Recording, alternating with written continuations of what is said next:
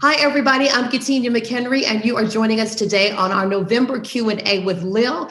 Lil, welcome. It's so great to see you today. Thanks. It's good to see you, Katina. Thank you. Well, we have a list of things we're going to talk about today.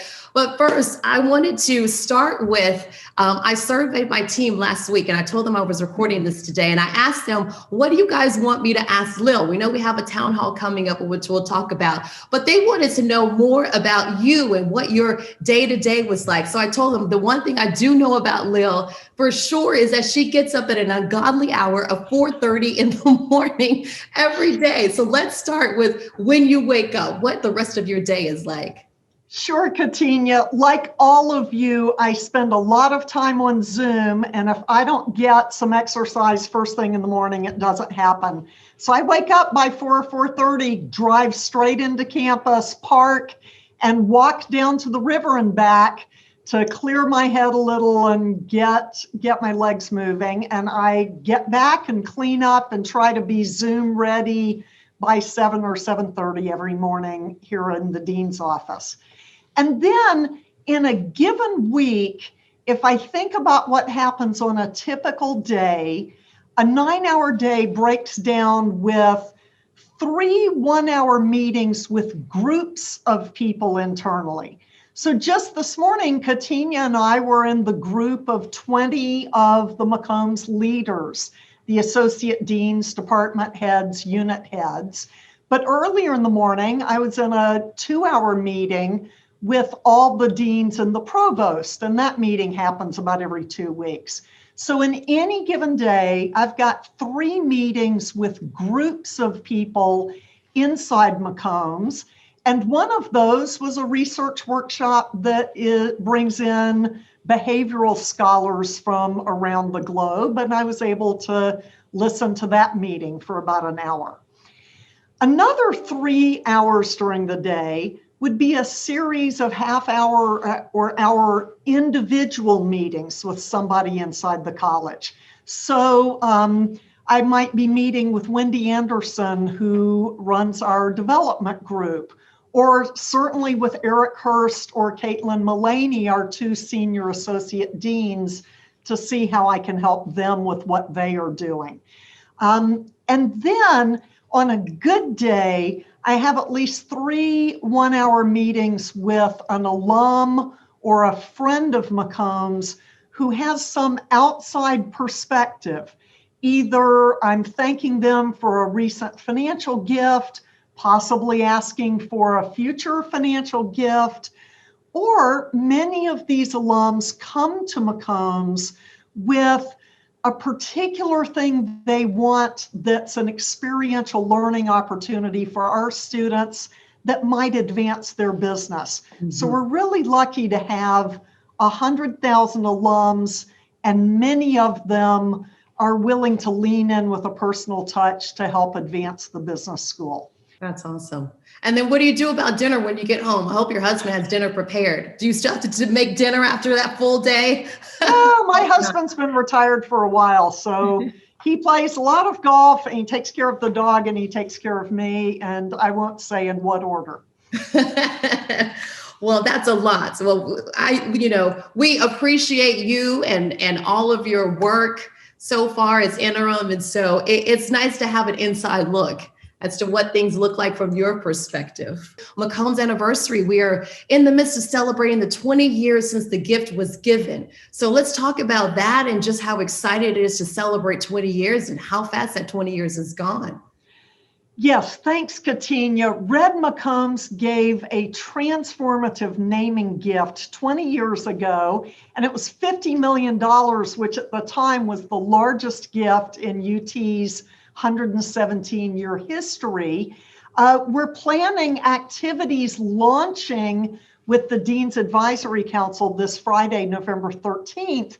And we've got a great video that tells the Red McCombs story of the McCombs School of Business with a fireside chat that I get to have with his daughter, Marcia Shields, and Red's grandson, Joe Shields, both of whom are UT alums that love the school.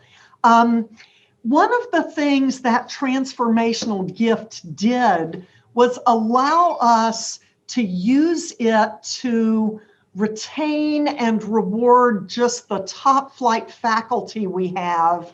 And so it was instrumental in providing matching funds for the numerous chairs and professorships and fellowships we have, and provide some seed money for matching for scholarships. So this 20 years has carried us a long way, and we've climbed in rankings and just in the prominence of our faculty. And so we're so grateful for RED. And the good thing about what we're doing and the wonderful piece that we have on our website is not many people, well, I think over the 20 years, people have come and gone and really not known who the school was named for and why it was called McCombs. So the write-up is a great look at who he is, and who he was with his wife, and just their reasons for wanting to give the gift, and all the wonderful things that have transpired. So go to our website. We'll have the address right there on your screen, so you can read that wonderful history about Red McCombs and his wife. So now let's lead in that. It's a great segue into Advisory Council, which happens, a couple times a year. Talk about the purpose of the Advisory Council and what that group of people, what their purpose is in coming together.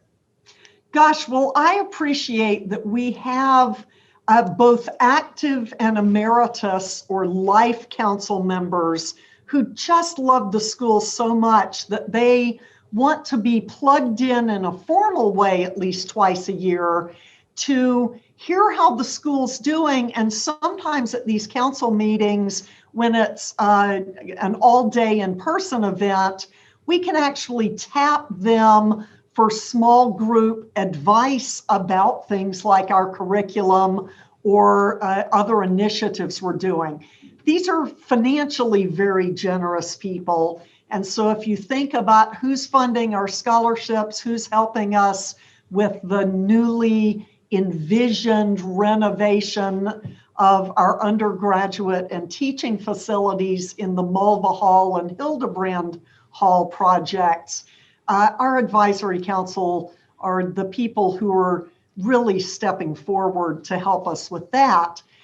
And as an interim, I've been trying as fast as possible to have friends of Jay become friends of Lil because they're already friends of McCombs. And both our current chair, our outgoing and our incoming chair, and many others on the council, I've been able to just call and actually ask for advice. When we were deciding whether to reopen the AT&T Center, we have people on the advisory council who deal with hotels. I could seek their advice. As we have PR issues, I check in with our chairs and the executive committee of that council. So I'm very grateful. Good. So let's talk about the staff, faculty staff town hall that's coming up. We're working on. The last we had one was right at the height of COVID. So what are you hoping to accomplish with this, the one that is in the works that's being planned right now? Gosh, if it's been since July, maybe I've waited too long, Katinya. So we're about this week to launch a few questions out to the faculty. Just like in July, the main question is, what can we answer for you? And I thought at that town hall, I would give the brief dean's update that the advisors would see at the advisory council. And then partnering with Senior Associate Dean Eric Hurst on the academic side and Senior Associate Dean Caitlin Mullaney on the operational side, that Katinya, you could pose those Q&As to the three of us in an interview format, and we'll know which questions came from faculty and which from staff. And of course, we're wrapping up the semester, and I know everyone is just pretty tired from the spring, the summer, the fall. But as we restore ourselves over the break, we need to look forward to the spring and then to the next academic year. So Eric and Caitlin and I are just interested in what else is on your mind or suggestions as we pivot from doing what was needed to what would be the optimal position for the McCombs School in a post-COVID world. Good. So make sure you guys look for that survey. That should be in your inboxes soon. So now let's talk about Thanksgiving break. This will be the first time that obviously we've been in the situation we have with working from home. So what will be the protocol for Thanksgiving break and the protocol for our buildings as well, and the operations of our buildings and facilities? Well, Senior Associate Dean Caitlin Mullaney will be in touch with the faculty, staff, and students inside McCombs reasonably soon. As you know, Thanksgiving week is our last week for in-person classes. That doesn't mean the semester's over. It just means your remaining days of class are fully online, as is final exam week. And we will be curtailing business or building access after Thanksgiving significantly. So faculty and staff and PhD students or other students that have a staff or teaching role will still be able to get into the building with their proximity card. And that'll be true in December and in January before the first day of class.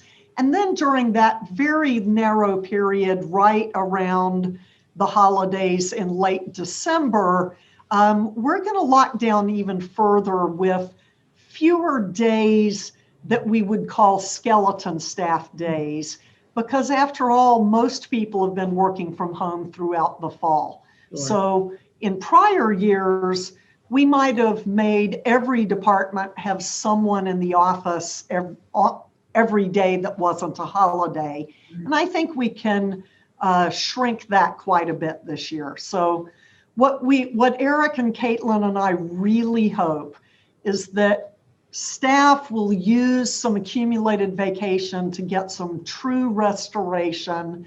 And faculty, of course, I know your job never quite leaves your head, but let's try to get some real rest with family and friends so that January we come back with renewed energy. Yes, that's what we need, renewed energy. Mm-hmm. Well, as we wrap up this one, I know this wasn't planned, but I would love to know what you're thankful for since we're in the season of Thanksgiving, Lil. Oh my gosh. I'll say again what I said in July. This set of colleagues who care so much about McCombs that in spite of our fatigue, have the best interests of our students in mind every day. I'm thankful to work with y'all.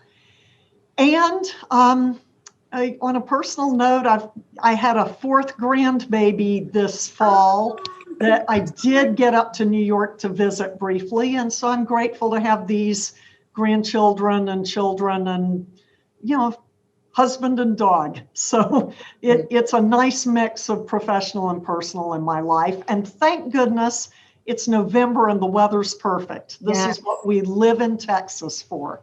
Tell me about it. I know, right? Where else can you live where you have a little mix of spring and fall all in the same week and sometimes in the same day?